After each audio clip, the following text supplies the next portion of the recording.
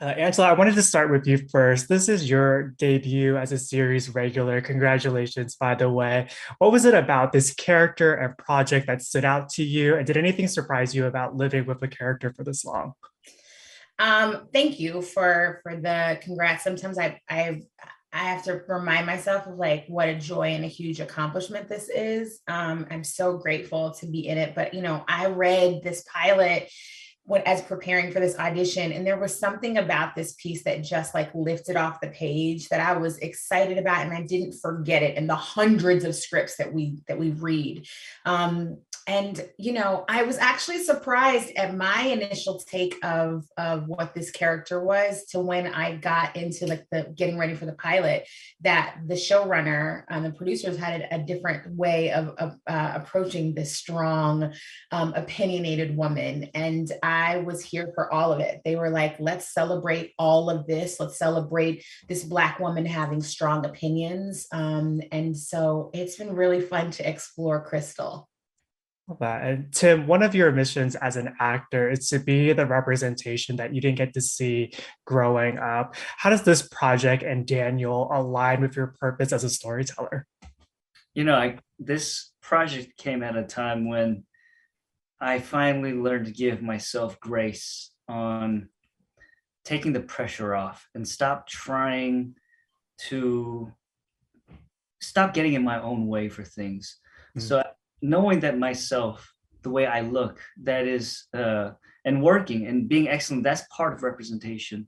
But me fighting the words, trying to find different ways to navigate characters that are written poorly or written against my type or just flat out denying auditions, that kind of stuff, I've been doing that for 20 years, and that's tough.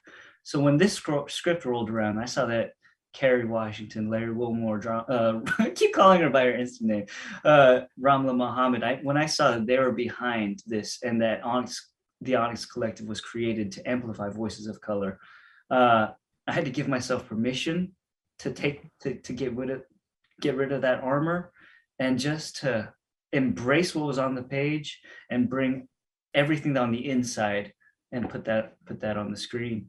So it was very yeah, it was possibly the the not the easiest, but one of those jobs where I wasn't fighting it because I trusted Ramla. I trusted the Onyx Collective in the way that they saw the character, and I just happily said, just go for the ride. It's a gift. Mm.